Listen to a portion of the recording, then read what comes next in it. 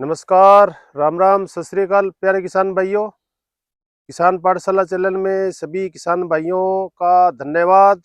हमारे किसान देश की शान। किसान भाइयों, आज हम रबी फसलों के अंतर्गत चने फसल के बारे में बात करेंगे, ग्राम के बारे में।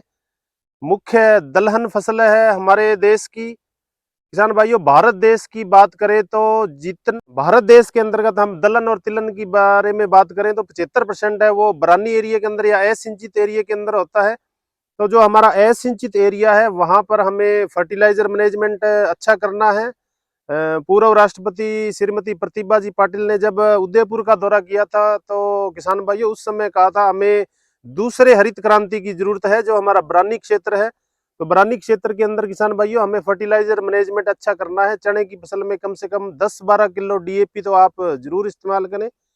2-3 ट्रॉली है जो गोबर की खाद 3 वर्ष में एक बार जरूर प्रयोग करें, तो हमें अच्छा उत्पादन मिलता है। आज हम चने की फसल के बारे में बात करेंगे। दलहन मुख्य दलहन फसल है और इसके अंदर कौन कौन से रोग आते हैं, कौन कौन से कीट आते हैं। किसान भाइयों, शुरुआत में जब हम चने की बुआई करते हैं तो उस समय इसमें एक बीमारी आ जाती है जिसे हम उकटा रोग कहते हैं, विल्ट कहते हैं। खड़े खड़े पौधे हैं जो सूखने लग जाते हैं। तो वो किसान भाइयों एक बीमारी है। फ्यूजेरियम ऑक्सीस्पोरम एक कवक है, हानिकारक फंजाई है, फंगल डिजीज है। उसमें जड़ है जो डैमेज हो जाती है और ये पेचेज में हमें कहीं कहीं दिखाई देते हैं। भूरे कलर के पौधे हो जाते हैं और बाद में पौधे सूखने लगते हैं। तो इससे हमें निजात पाने के लिए जो ट्राइकोडर्मा का इस्तेमाल करना चाहिए, 10 ग्राम ट्राइकोडर्मा 1 किलो बीज के साथ हम उपचारित कर सकते हैं। या हम कार्बेडिजम है वो प्रयोग कर सकते हैं 2 ग्राम 1 किलो बीज के साथ। दूसरी जो उसमें मुख्य बीमारी है, जब हमारे पौधे की ऊंचाई है वो 20 से 25 सेंटीमीटर के आसपास हो जाती है, तो इसमें जब बड़े पौधे होते हैं तो उसमें एक जड़ गलन की समस्या आ जाती है, या इसे अपने राजस्थानी भाषा में काली जड़ होना कहते हैं, वो है जड़ गलन। उसमें क्या होता है किसान भाइयों, जो जड़ का बाहरी छिलका है, जो फ्लोएम भाग है, वो डैमेज हो जाता है और उसमें एक सड़े अंडे जैसी गंध आती है। उसे हम रूट रोट कहते हैं, जड़ गलन कहते हैं। फाइटोप्थोरा इन्फेस्टेंस एक कवक है, उसके कारण आती है। तो इन दोनों बीमारियों के समाधान के लिए हमें बीज उपचार करना नितांत आवश्यक है। खड़ी फसल में यदि हमें बीज उपचार का समय निकल गया है, खड़ी फसल में हम उपचार करना चाहते हैं, तो ट्राइकोडर्मा हमें 5 ग्राम लेना है 1 लीटर पानी में। स्यूडोमोनास फ्लोरेसेंस वो भी 5 ml, दोनों लिक्विड फॉर्म वाले लेने हैं, 5-5 ml 1 लीटर पानी में। और हमें पूरे खेत के अंदर 100 लीटर प्रति बीघा 125 लीटर पानी डाल दिया तो बेहतरीन परिणाम मिलेंगे। इसके साथ साथ में यदि ज्यादा लक्षण हमें दिखाई देते हैं, थोड़ा सा हम केमिकल का सहारा भी ले सकते हैं। एजोस्ट्रोबिन है 11% और टेबुकेनाजोल 18.3% आता है, वो हम 2.5 ग्राम प्रति लीटर पानी के हिसाब से, 2.5 ml प्रति लीटर पानी के हिसाब से यदि हम स्प्रे करते हैं तो हमें बहुत ही अच्छे परिणाम मिलते हैं। दूसरा, कई बार हमें फील्ड में पौधे हैं जो लाल रंग के दिखाई देने लग जाते हैं, वो हो जाता है किसान भाइयों आयरन की कमी से। तो इसमें आप खरपतवार नियंत्रण करते हैं उस समय आप निराई गुड़ाई करें। जितना हम इसमें कसिया चलाएंगे एयर संचार अच्छा होगा। चने की जड़ है जो नीचे तक ग्रोथ करेगी, नीचे से न्यूट्रेंट लेगी। और जो तांबे कलर के आपके पत्ते हो रहे हैं वो किसान भाइयों बिना स्प्रे के ही निराई गुड़ाई यानी कसिया चलाने से खेत में आयरन मिलेगा आपके प्लांट को और वो पौधे हैं बिल्कुल सही हो जाएंगे। और आगे जो बड़ी फसल होती है उसमें किस प्रकार के कीट आते हैं वो हम नेक्स्ट वीडियो में बात करेंगे। एक प्रगतिशील काश्तकार हमारे साथ जुड़े हुए हैं, उनसे बातचीत करते हैं। और ये जो किसान होते हैं किसान भाइयों दूसरे किसानों के लिए इनोवेटर आइडियल किसान होते हैं, इनको देख करके दूसरे किसान भी खेती के अंदर क्रांति ला सकते हैं। किसान से बातचीत करते हैं, उन्होंने खेत के अंदर है जो चना की फसल की बुआई कर रखी है, तो बात करते। तो किसान भाइयों चने फसल के बारे में बात करेंगे। किसान भाई हमारे साथ जुड़े हुए हैं, उनसे बातचीत करते हैं। सबसे पहले तो हमारा जो YouTube चैनल है किसानों के लिए है, किसान पाठशाला, इसमें आपका भव्य स्वागत, अभिनंदन जी। हाँ जी, राम राम जी।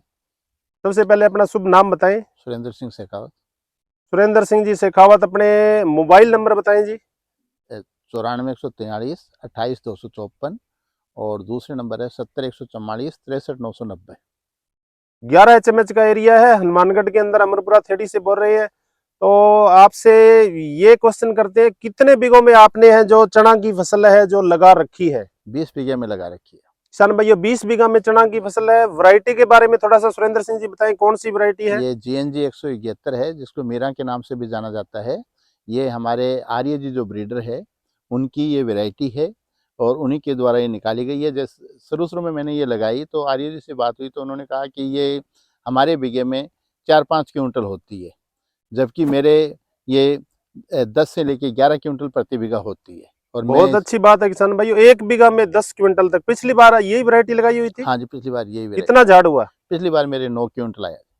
तो 1 हेक्टर में हमने आपको प्रदर्शन दिया था, वो भी यहीं पर आयोजित कर रखा है हाँ आपने? जी, वो भी यहीं पे। सर्टिफाइड सीड, सर्टिफाइड के अलावा और कौन सा सीड आपने लगाया हुआ है? इसके अलावा मेरा राजस्थान स्टेट सीड कारपोरेशन का ब्रीडर सीड है, यही GNG 2173 का ही मैंने लगा रखा है सीड प्रोग्राम। ब्रीडर सीड किसान भाइयों, ये शुरुआत का बीज होता है जो हमें अच्छा उत्पादन देता है। इसी से फाउंडेशन और सर्टिफाइड सीड है जो तैयार करते हैं। तो बीज के बारे में बताएं, कितना बीघे में आपने यूज किया? बीज मेरे ये क्या है कि धान का खेत है। जी जी। धान के खेत के ऊपर हम लोग इसकी बिजाई करते हैं और नाली की ये ज़मीन है। तो इसके अंदर क्या है कि थोड़ा सीड रेट ज़्यादा रखना पड़ता है।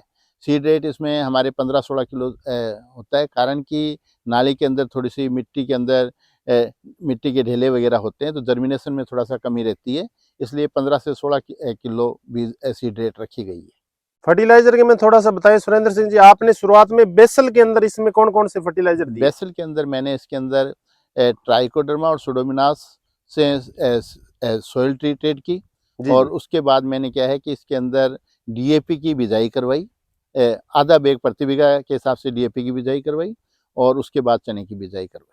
किसान भाई 25 किलोग्राम इन्होंने है जो अपने इसके अंदर जो डीएपी यूज किया है। विभाग की जो रिकमेंडेशन है वो 22 किलोग्राम जो है डीएपी हमें प्रति बीघा है यूज करनी चाहिए। इसके अलावा यूरिया वगैरह आपने उसमें कुछ दिया नहीं है? नहीं जी, यूरिया वगैरह। तो डीएपी है इन्होंने आधा बैग यूज किया, तो ये पर्याप्त रहेगी, क्योंकि इसमें नोडुल्स बनते हैं, जड़ों में गांठ है। यदि ज्यादा हम नाइट्रोजन डाल देते हैं तो नोडुल्स है वो पिलपिले हो जाते हैं, इसलिए फास्फोरस इन्होंने पर्याप्त मात्रा में रखा है। सिंचाई के बारे में थोड़ा सा बताएं। हमारे यहाँ पर क्या है कि जो नाली बेल्ट में हम चने की खेती करते हैं, तो इसमें जो धान की फसल में हम जो पानी लगाते हैं उसी में नमी रहती है, तो चने की फसल में हम पानी नहीं लगाते हैं, बिगर पानी के ही ये चने की फसल होती है। जी। और कोई थोड़ा सा बीमारी के बारे में किसानों को क्या सुझाव देना चाहते हो? इसमें आप कौन सी स्प्रे करते हो, कितने दिनों बाद में करते हो फंगल डिजीज के लिए? फंगल डिजीज के लिए देखो, मैं प्राइमरी स्टेज के अंदर तो इसके अंदर ट्राइकोडर्मा और सुडोमिनास को ही यूज करता हूँ।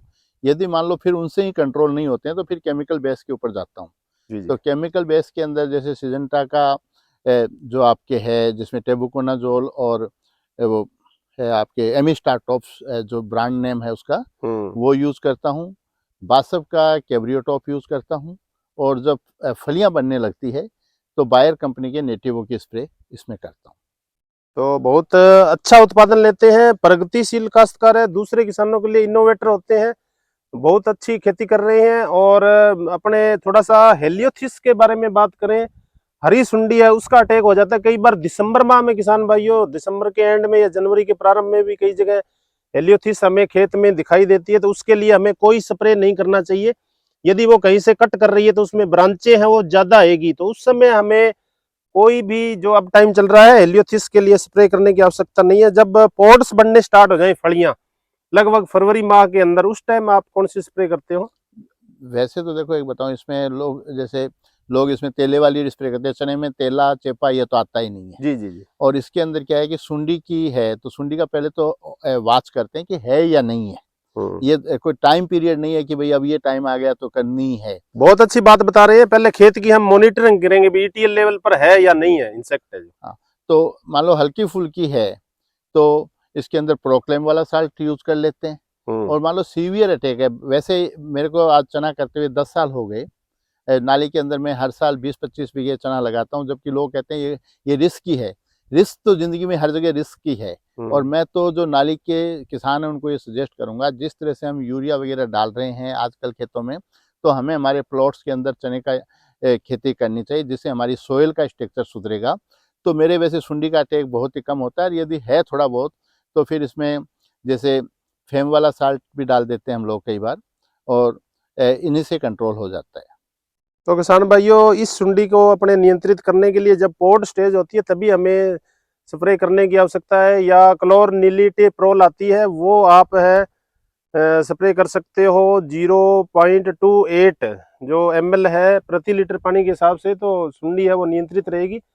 अब जो समय चल रहा है, कहीं भी आपको तांबे कलर के यदि पत्ते दिखाई दे रहे हैं तो आप इसमें निराई गुड़ाई का कार्य जरूर करें, जिससे आयरन की आपूर्ति होगी। तो प्रगतिशील काश्तकार हमारे साथ जुड़े हुए थे। धन्यवाद जी सुरेंद्र सिंह जी।